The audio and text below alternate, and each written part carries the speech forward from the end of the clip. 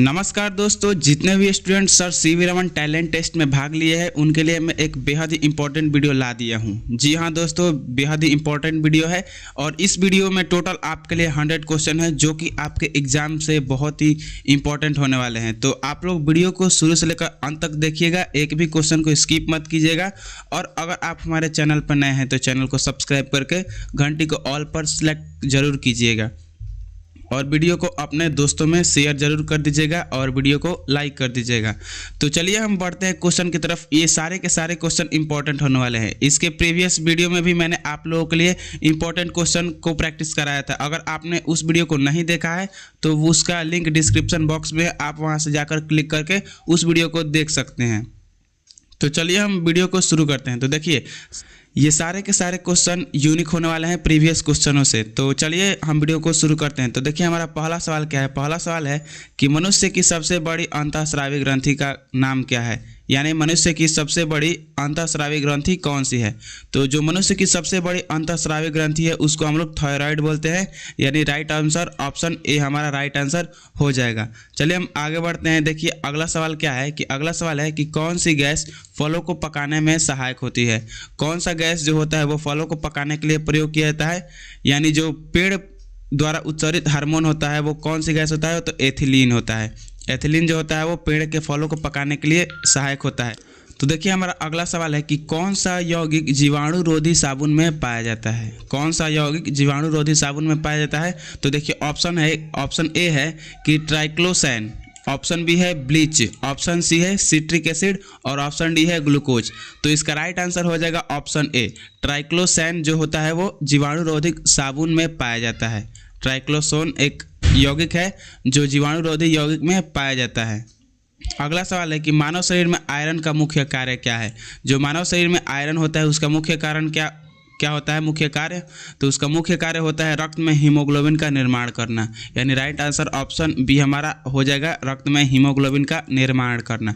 अगला सवाल है कि प्रकाश का अपवर्तन किस प्रकार की सतह पर होता है। प्रकाश का अपवर्तन किस प्रकार की सतह पर होता है। तो जो प्रकाश का अपवर्तन होता है वो हमेशा पारदर्शी सतह पर ही होता है और वो सतह अपारदर्शी नहीं होना चाहिए, यानी राइट आंसर ऑप्शन बी हो जाएगा, पारदर्शी सतह पर प्रकाश का अपवर्तन का घटना होता है। अगला सवाल है कि इंसुलिन का उत्पादन कहाँ होता है। इंसुलिन का उत्पादन कहाँ होता है, तो अग्नाशय में। इस क्वेश्चन को ऐसे ही पूछा जा सकता है कि अग्नाशय द्वारा कौन सा हार्मोन स्रावित होता है, तो इंसुलिन। यानी इस क्वेश्चन से दो क्वेश्चन हमारा ऐसे ही बन गया। तो ऐसे ही क्वेश्चन को आप लोगों को प्रैक्टिस करना है। तो देखिए हमारा अगला सवाल क्या है। अगला सवाल है कि डीएनए में कितने प्रकार के नाइट्रोजन बेस होते हैं। डीएनए में कितने प्रकार के नाइट्रोजन बेस होते हैं। तो डीएनए में 4 प्रकार के नाइट्रोजन बेस होते हैं, यानी राइट आंसर ऑप्शन सी हमारा हो जाएगा। अगला सवाल देखिए, अगला सवाल है कि सूर्य के प्रकाश का कौन सा रंग सबसे पहले परावर्तित होता है, यानी सूर्य के प्रकाश का कौन सा रंग सबसे पहले परावर्तित होता है। तो इसका राइट आंसर हो जाएगा ऑप्शन ए, यानी लाल। यहाँ पर पूछ रहा है कि कौन सा रंग का तरंगदैर्ध्य सबसे ज़्यादा होता है, यानी इस क्वेश्चन का मतलब होता है कि कौन सा रंग का सूर्य के प्रकाश में वो कौन सा रंग है जिसका तरंगदैर्ध्य सबसे अधिक होता है, तो लाल। और वहीं बात करें सबसे कम, तो सबसे कम बैगनी रंग का होता है। अगला सवाल है कि पौधे किस अंग के माध्यम से कार्बन डाइऑक्साइड का अवशोषण करते हैं। पौधे किस अंग से कार्बन डाइऑक्साइड का अवशोषण करते हैं, तो पत्तियों द्वारा। पत्तियों में एक प्रकार का छिद्र पाया जाता है जिसे रंध्र कहते हैं, उसी के माध्यम से पौधे कार्बन डाइऑक्साइड का अवशोषण करते हैं। अगला सवाल है 10 नंबर कि थर्मामीटर का जो द्रव होता है वो किससे बना होता है। थर्मामीटर में जो द्रव भरा होता है वो किसका होता है, तो वो एक पारा होता है, उसको हम लोग पारा बोलते हैं, जो एक प्रकार का धातु होता है और वो इकलौता ऐसा धातु है जो कि कमरे के ताप पर द्रव होता है। अगला सवाल है कि टमाटर में कौन सा अम्ल होता है। टमाटर में कौन सा अम्ल होता है, तो टमाटर में होता है ऑक्सैलिक अम्ल। ऑक्सैलिक अम्ल टमाटर में पाए जाते हैं, यानी राइट आंसर ऑप्शन डी हमारा हो जाएगा। और वहीं बात करें चींटियों के डंक में कौन सा अम्ल पाया जाता है, तो आप हमें कमेंट बॉक्स में बताइए। हमने इस क्वेश्चन को पिछले वीडियो में कराया था कि चींटियों के डंक में कौन सा अम्ल पाया जाता है। और ऐसे ही आपको लिए क्वेश्चन का प्रैक्टिस कराने वाले हैं। तो अगर आप हमारे चैनल पर नए हैं तो चैनल को सब्सक्राइब कर लीजिए, और आप हमारे वीडियो को पहले से ही देख रहे हैं और चैनल को सब्सक्राइब नहीं किए हैं तो सब्सक्राइब कर लीजिए। देखिए अगला सवाल क्या है कि ग्लूकोज का सूत्र क्या है। ग्लूकोज का सूत्र क्या होता है, तो ग्लूकोज का सूत्र होता है C6H12O6 यानी C6H12O6। Right answer option A हमारा होने वाला है। अगला सवाल है कि चुंबकीय क्षेत्र का मात्रक क्या है। चुंबकीय क्षेत्र का मात्रक जो होता है वो टेस्ला होता है। चुंबकीय क्षेत्र का मात्रक टेस्ला होता है, यानी राइट आंसर ऑप्शन बी हमारा होने वाला है। अगला सवाल है कि कौन सी धातु विद्युत की सबसे खराब चालक है। कौन सी धातु विद्युत की सबसे खराब चालक है। तो जो शीशा होता है वो विद्युत का सबसे खराब चालक होता है। इसमें विद्युत का प्रवाह ना की मात्रा में होता है। वहीं बात करें ऑप्शन के हिसाब से तो सबसे ज़्यादा होता है तांबा में, उससे कम एल्यूमिनियम में और उससे कम लोहा में। अगला सवाल है हमारा कि लाल रक्त कणिकाओं का निर्माण कहाँ होता है। जो आरबीसी होता है उसका निर्माण कहाँ होता है। तो इसको हमने आपको पहले वीडियो में बताया है कि लाल रक्त कणिकाओं का निर्माण अस्थिमज्जा में होता है। अस्थिमज्जा में लाल रक्त कणिकाओं का निर्माण होता है। अगला सवाल है कि इलेक्ट्रॉन की खोज किसने की थी। तो इलेक्ट्रॉन की खोज की थी थॉमसन ने। इलेक्ट्रॉन की खोज थॉमसन ने की थी। वहीं बात करें प्रोटॉन की खोज, तो प्रोटॉन की खोज रदरफोर्ड ने की थी। और वहीं बात करें न्यूट्रॉन की खोज तो उसको जेम्स चैडविक ने की थी। अगला सवाल है कि ओजोन परत पृथ्वी को किससे बचाती है। तो ओजोन परत जो होती है वो पृथ्वी को अल्ट्रावायलेट किरणों से बचाती है, यानी पराबैंगनी किरणों से बचाती है। राइट आंसर ऑप्शन बी हमारा हो जाएगा। अगला सवाल है कि मानव शरीर में जल की मात्रा लगभग कितनी होती है। मानव शरीर में कितना % जल होता है। तो मानव शरीर में 60% जल होता है, यानी 60% मानव शरीर में कुल जल होता है। अगला सवाल है कि कौन सी प्रक्रिया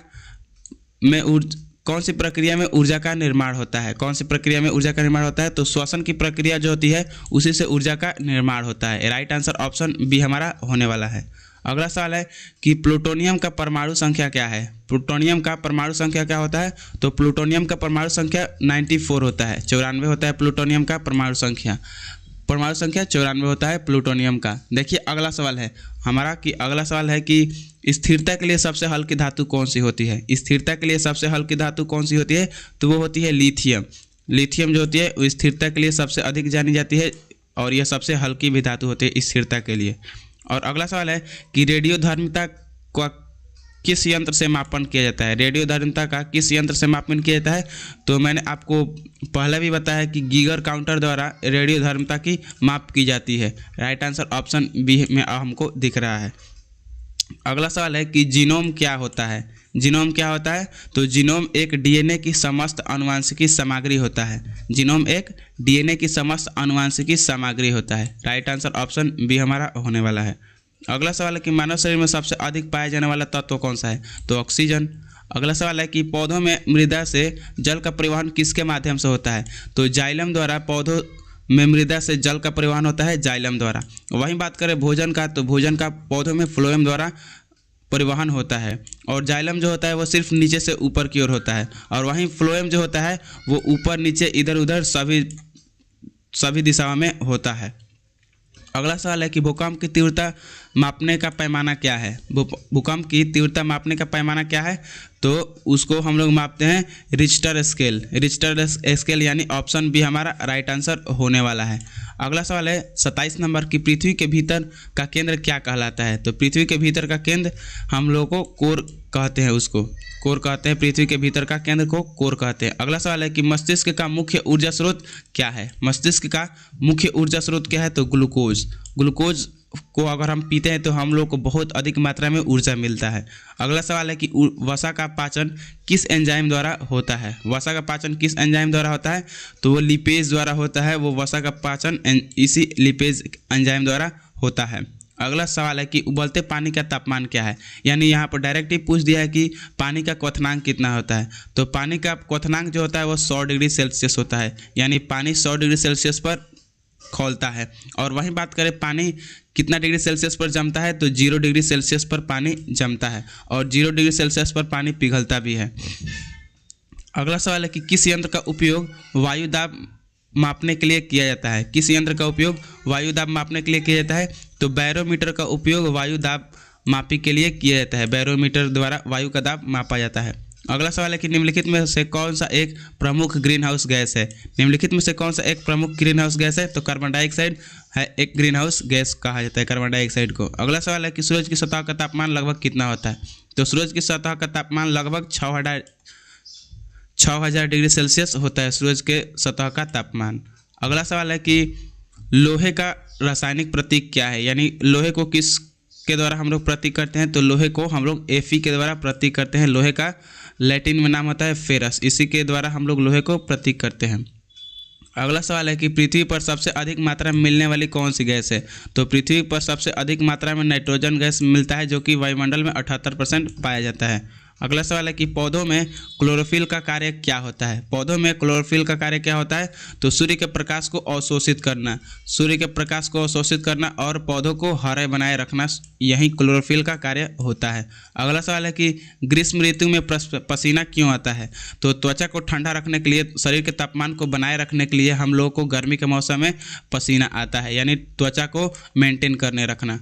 अगला सवाल है कि किस प्रकार के वृक्ष में फल, फूल और बीज एक ही समय पर पाए जाते हैं, तो केले के पौधा जो ऐसा होता है उसी में फल, फूल और बीज एक ही समय में पाया जाता है, केले के पौधा में। अगला सवाल है कि डीएनए की संरचना किस प्रकार की होती है, तो डीएनए की संरचना सर्पिला और सीढ़ीनुमाकार होती है। डीएनए की संरचना सर्पिला और सीढ़ीनुमाकार होती है। अगला सवाल देखिए हमारा क्या है कि तंत्रिका तंत्र का प्रमुख अंग कौन सा है। तंत्रिका तंत्र का प्रमुख अंग मस्तिष्क है। मस्तिष्क जो होता है तंत्रिका तंत्र का प्रमुख अंग है। अगला हमारा सवाल है कि कोशिका का विभाजन किसके द्वारा होता है। कोशिका का विभाजन किसके द्वारा होता है, तो नाभिक जो होता है वो कोशिका को 2 भागों में विभाजित कर देता है। आंसर हो जाएगा हमारा नाभिक। अगला सवाल है कि कौन सा तत्व बिजली का सबसे अच्छा चालक है, और बिजली का सबसे खराब चालक बात करें तो शीशा, और बिजली का सबसे अच्छा चालक बात करें तो चांदी, और ऊष्मा का भी सबसे अच्छा चालक ही चांदी ही होता है। अगला हमारा सवाल है कि हड्डियों और दांतों में किस तत्व का मुख्य रूप से योगदान होता है, तो वो कैल्शियम का जो मुख्य रूप से योगदान होता है हड्डियों और दांतों में, यही दांतों और हड्डियों को मजबूत बनाए रखने में हमारी मदद करता है। अगला सवाल है कि मानव शरीर में रक्त संचार कौन नियंत्रित करता है। मानव शरीर में रक्त संचार को कौन नियंत्रित करता है, तो जो हमारा दिल है यानी जो हमारा हार्ट है वही रक्त संचार को नियंत्रित करने का काम करता है, वही हमारे रक्त को पंप करता है, जिसके धमनियों के माध्यम से रक्त हमारे शरीर में पहुंचता है। अगला सवाल है कि दुनिया का सबसे ऊंचा जल प्रपात कौन सा है। दुनिया का सबसे ऊंचा जल प्रपात कौन सा है, तो जो एंजल जल प्रपात है वो दुनिया का सबसे ऊंचा जल प्रपात है। राइट आंसर ऑप्शन बी हमारा होने वाला है। अगला सवाल है कि विद्युत धारा का प्रवाह किसके द्वारा होता है, तो विद्युत धारा का प्रवाह इलेक्ट्रॉनों के द्वारा होता है। इलेक्ट्रॉन पर नेगेटिव चार्ज होते हैं, जिसके कारण विद्युत धारा का प्रवाह होता है। अगला सवाल है कि जीवाणुओं की वृद्धि के लिए मुख्य पोषक तत्व क्या है। जीवाणुओं की वृद्धि के लिए मुख्य पोषक तत्व क्या है, तो ऑप्शन में देखिए आप लोगों को क्या दिख रहा है। ऑप्शन में दिख रहा है कि प्रोटीन, विटामिन, नाइट्रोजन और कार्बोहाइड्रेट, तो इसका राइट आंसर हो जाएगा ऑप्शन डी कार्बोहाइड्रेट। ऐसे ही क्वेश्चनों का प्रैक्टिस हम आपके लिए कराने वाले हैं, और ऐसे ही प्रैक्टिस सेट का संग्राम का वीडियो हम आपके लिए लाने वाले हैं। तो अगर आप हमारे चैनल पर नए हैं तो चैनल को सब्सक्राइब कर लीजिए। अभी तक आपने वीडियो को देखा है और वीडियो को लाइक नहीं किया है तो वीडियो को लाइक भी कर दीजिए। देखिए अगला सवाल क्या है कि प्रकाश का परिवर्तन किस प्रकार की सतह पर होता है, तो प्रकाश का परिवर्तन समतल सतह पर होता है, और प्रकाश के परिवर्तन के 2 नियम होते हैं और प्रकाश के अपवर्तन के भी 2 नियम होते हैं। वहीं बात करें प्रकाश के अपवर्तन किस सतह पर होता है, तो प्रकाश का अपवर्तन पारदर्शी सतह पर होता है। अगला सवाल है कि कौन सी बीमारी मच्छर के काटने से फैलती है, तो मलेरिया जो बीमारी होती है वो मच्छरों के काटने से फैलता है। अगला सवाल है कि बिच्छू के काटने से क्या असर होता है। बिच्छू के काटने से क्या असर होता है, तो विष फैलता है, विषाक्तता होता है, हमारे शरीर में विष फैलता है, जिसके कारण हमारा शरीर बीमार पड़ जाता है। अगला सवाल है कि लाल रंग के लिए कौन सा पिगमेंट उत्तरदायी होता है, तो लाल रंग के लिए हीमोग्लोबिन हमारे शरीर में उपस्थित होता है, जिसके कारण हमारा खून लाल दिखाई देता है, यही हमारे खून के लिए लाल रंग का जिम्मेवार होता है। अगला सवाल है कि सबसे हल्का तत्व कौन सा है, तो सबसे हल्का तत्व होता है हाइड्रोजन, और उससे हल्का हीलियम होता है। और गुब्बारे में हीलियम गैस भरा रहता है। गुब्बारा एक हल्का गैस है और यह हवा में ऊपर की ओर उठता है। हाइड्रोजन महंगा होता है और हीलियम इससे थोड़ा सस्ता होता है, इसलिए गुब्बारे में हीलियम गैस भरा जाता है। और वहीं बात करें कि कुरकुरा में कौन सा गैस भरा जाता है, तो आप हमें कमेंट बॉक्स में बताइए कि कुरकुरे में कौन सा गैस भरा जाता है। हम देखिए आपके आंसर का इंतजार करते हैं। अगला सवाल है कि कौन सी धातु दांतों में भरी जाती है। कौन सी धातु दांतों में भरी जाती है, तो पारा जो होता है उसी को दांतों में भरा जाता है। इस क्वेश्चन को हमने कल भी कराया था। अगला सवाल है कि किस प्रकार का बीजगणितीय संरचना होती है। किस प्रकार की बीजगणितीय संरचना होती है, तो एक बीजपत्री गणितीय संरचना होती है। बीजगणितीय संरचना होती है एक बीजपत्री। अगला सवाल है कि गैसों के किस गुण के कारण वे फैलती है। गैसों की किस गुण के कारण वे फैलती है, तो गैसों की गति, गैसों में अधिक प्रकार का गति होता है जिसके कारण वे फैलता है। अगला सवाल है कि कितने न्यूट्रॉन हाइड्रोजन के सामान्य परमाणु में होते हैं। न्यूट्रॉन कितने होते हैं, तो हाइड्रोजन में न्यूट्रॉन 0 होते हैं। हाइड्रोजन का परमाणु संख्या 1 होता है जिसमें 1 प्रोटॉन ही होता है, उसमें न्यूट्रॉन की संख्या 0 होता है। अगला सवाल है कि पानी का घनत्व सबसे अधिक किस तापमान पर होता है, तो पानी का घनत्व सबसे अधिक 4 डिग्री सेल्सियस पर होता है। ये क्वेश्चन बेहद ही इंपॉर्टेंट होने वाला है, तो आप लोग इसे बहुत अच्छे तरीके से याद कर लीजिए। अगला सवाल है कि सबसे अधिक कार्बोहाइड्रेट किस में पाया जाता है। सबसे अधिक कार्बोहाइड्रेट किस में पाया जाता है, तो सबसे अधिक कार्बोहाइड्रेट जो होता है वो चीनी में पाया जाता है। और चीनी का सूत्र क्या होता है, आप हमें कमेंट बॉक्स में बताइए। कमेंट बॉक्स में बताइए कि चीनी का सूत्र क्या होता है। चीनी का सूत्र भी सिमिलर होता है ग्लूकोज के सूत्र के समान। तो आप हमें कमेंट बॉक्स में बताइए कि चीनी का सूत्र क्या होता है। और ऐसे ही क्वेश्चनों का प्रैक्टिस हम आपके लिए कराने वाले हैं जो कि बेहद ही इंपॉर्टेंट होने वाले हैं। तो अगर आपने इसे शेयर नहीं किया है तो अपने दोस्तों में शेयर कर दीजिए। अगला सवाल देखिए क्या है कि न्यूरॉन्स का मुख्य कार्य क्या है। न्यूरॉन्स का मुख्य कार्य क्या है, तो सूचना संचरण। सूचना संचरण न्यूरॉन का मुख्य कारण है जो कि ऑप्शन बी में हमको दिखाई दे रहा है। अगला सवाल है कि किसका घनत्व सबसे कम होता है। किसका घनत्व सबसे कम होता है, तो हवा का घनत्व सबसे कम होता है। राइट आंसर ऑप्शन बी हमारा होने वाला है। देखिए हमारा अगला सवाल क्या है। अगला सवाल है कि रेडियोधर्मिता की खोज किसने की। रेडियोधर्मिता की खोज किसने की, तो रेडियोधर्मिता की खोज की थी मैरी क्यूरी ने। मैरी क्यूरी ने रेडियोधर्मिता की खोज की थी। अगला सवाल है कि प्रोटीन का निर्माण किससे होता है, तो प्रोटीन का निर्माण, ये क्वेश्चन को मैंने पहले भी कराया था। तो प्रोटीन का निर्माण एमिनो अम्ल के द्वारा होता है। एमिनो अम्ल द्वारा प्रोटीन का निर्माण होता है। अगला सवाल है कि संवेग का मात्रक क्या होता है, तो संवेग का ऐसे मात्रक होता है किलोमीटर पर सेकेंड। किलोमीटर पर सेकेंड या मीटर पर सेकेंड। किलोमीटर पर सेकेंड या ये क्वेश्चन रॉन्ग हो गया। इसका आंसर होता है केजी मीटर पर सेकेंड। केजी मीटर पर सेकेंड, क्योंकि संवेग को पी से प्रदर्शित करते हैं और पी बराबर होता है एम इंटू वी, यानी एम यानी कीजे केजी और वी का मतलब मीटर पर सेकेंड, यानी इसका राइट आंसर हो जाएगा ऑप्शन से केजी मीटर पर सेकेंड। अगला सवाल है कि कौन सा तत्व हड्डियों के विकास के लिए आवश्यक है, तो कैल्शियम जो होता है वो हड्डियों के विकास के लिए आवश्यक होता है। कैल्शियम जो हड्डियों और दांतों को मजबूत बनाए रखता है और उसका विकास करता है। अगला सवाल है कि परमाणु का सबसे बड़ा भाग कौन सा होता है, तो परमाणु का सबसे बड़ा भाग नाभिक होता है। सबसे बड़ा भाग नाभिक होता है और नाभिक में सबसे ज़्यादा द्रव्यमान भी होता है। अगला सवाल क्या है। अगला सवाल है कि कैंसर किस प्रकार का रोग है, तो कैंसर एक होता है जीवाणु जनित रोग होता है। जीवाणु जनित रोग होता है, यानी राइट आंसर ऑप्शन बी हमारा होने वाला है। कोशिका एक जीवाणु जनित रोग होता है। अगला सवाल है कि इंसुलिन किस ग्रंथि से स्रावित होता है। इंसुलिन किस ग्रंथि से स्रावित होता है, तो इंसुलिन पैनक्रियास द्वारा स्रावित होता है। राइट आंसर ऑप्शन ए हमारा होने वाला है। अगला सवाल है कि लोहे का प्रतीक क्या है। ये क्वेश्चन रिपीट हो गया है, Fe लोहे का प्रतीक। सामान्य शरीर का pH मान कितना होता है, तो 37 डिग्री सेल्सियस तापमान होता है शरीर का। अगला सवाल है कि वनस्पति विज्ञान में पत्तियों के अध्ययन को क्या कहते हैं, तो उसको हम लोग बोलते हैं फाइलोडोलॉजी। फाइलोडोलॉजी राइट आंसर ऑप्शन सी हमारा होने वाला है। अगला सवाल है कि अल्कोहल का रासायनिक सूत्र क्या होता है, तो अल्कोहल का रासायनिक सूत्र होता है C2H5OH। C2H5OH right answer option हमारा बी होने वाला है। C2H5OH जो अल्कोहल का सूत्र होता है। सूर्य का अध्ययन करने वाला विज्ञान का कहलाता है, तो उसको हम लोग बोलते हैं खगोलीय विज्ञान या सौर विज्ञान। सौर विज्ञान बोलते हैं सूर्य का अध्ययन करने वाला। अगला सवाल है कि मानव शरीर में प्रोटीन के भंडार का मुख्य अंग कौन सा है।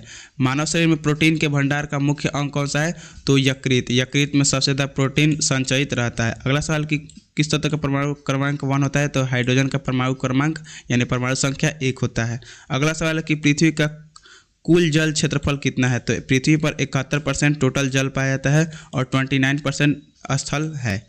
अगला सवाल है कि द्रव में कणों की गतिशीलता को क्या कहते हैं, तो इसको हम लोग विसरण कहते हैं। द्रव में कणों की गतिशीलता को हम लोग विसरण कहते हैं। अगला सवाल है कि पृथ्वी की सतह का सबसे ऊपरी हिस्सा क्या कहलाता है, तो पृथ्वी की सतह का सबसे ऊपरी हिस्सा क्रस्ट कहलाता है और जो सबसे भीतरी हिस्सा होता है उसको हम लोग कोर कहते हैं। अगला सवाल है कि बिजली के लिए किस धातु का प्रयोग किया जाता है, तो बिजली के लिए तांबा का प्रयोग किया जाता है। तांबा थोड़ा हल्का सस्ता पाया जाता है इसलिए, और बिजली का अच्छा चालक होता है इसलिए तांबा का प्रयोग किया जाता है। अगला सवाल है कि खगोल विज्ञान में मिल्की वे का क्या अर्थ होता है, तो मिल्की वे हमारा एक प्रकार का आकाश गंगा है। और हमारे मिल्की वे का नाम है मंदाकिनी। मंदाकिनी हमारा मिल्की वे का नाम है। अगला सवाल है कि मानव शरीर का सबसे छोटा अस्थि कौन सा है? तो मानव शरीर का सबसे छोटा अस्थि बोले तो हड्डी, तो मानव शरीर का सबसे छोटा हड्डी स्टेपस होता है और सबसे बड़ी हड्डी फीमर होता है। फीमर जो होता है वह जांघ की हड्डी है और स्टेपस कान की हड्डी है। अगला सवाल है कि मानव शरीर में सबसे अधिक मात्रा में कौन सा खनिज होता है? तो मानव शरीर में सबसे अधिक मात्रा में कैल्शियम होता है और यह हड्डी और दांतों को मजबूत बनाने में हमारी मदद करता है। अगला सवाल है कि पानी का रासायनिक सूत्र क्या है? तो पानी का रासायनिक सूत्र H2O होता है। अगला सवाल है कि बिजली के लिए वोल्टेज का मात्रक क्या है? तो वोल्टेज का मात्रक होता है वोल्ट। वोल्टेज का मात्रक होता है वोल्ट, यानी राइट आंसर ऑप्शन सी होने वाला है। सौरमंडल में कितने ग्रह होते हैं? तो सौरमंडल में 8 ग्रह पाया जाता है। अगला सवाल है, आप हमें कमेंट बॉक्स में बताइए कि वो 8 ग्रह का नाम क्या है और कौन सा एक ऐसा ग्रह है जिसको हमारे सौरमंडल में ग्रहों के श्रेणी से हटा दिया गया है। अगला सवाल है कि मस्तिष्क के कौन से भाग को तर्क और याददाश्त के लिए उत्तरदायी माना जाता है? तो उसको सेरिब्रम कहते हैं। सेरिब्रम जो होता है वो याद कुछ रखने के लिए जाना जाता है, यानी यही जो होता है वो याद रखने की क्षमता होता है।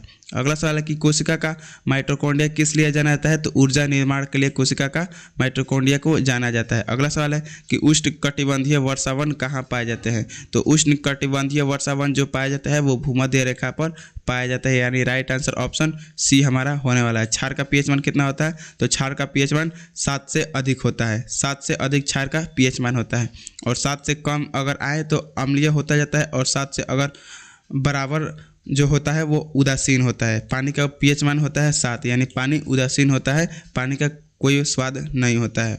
और आप हमें कमेंट बॉक्स में बताइए कि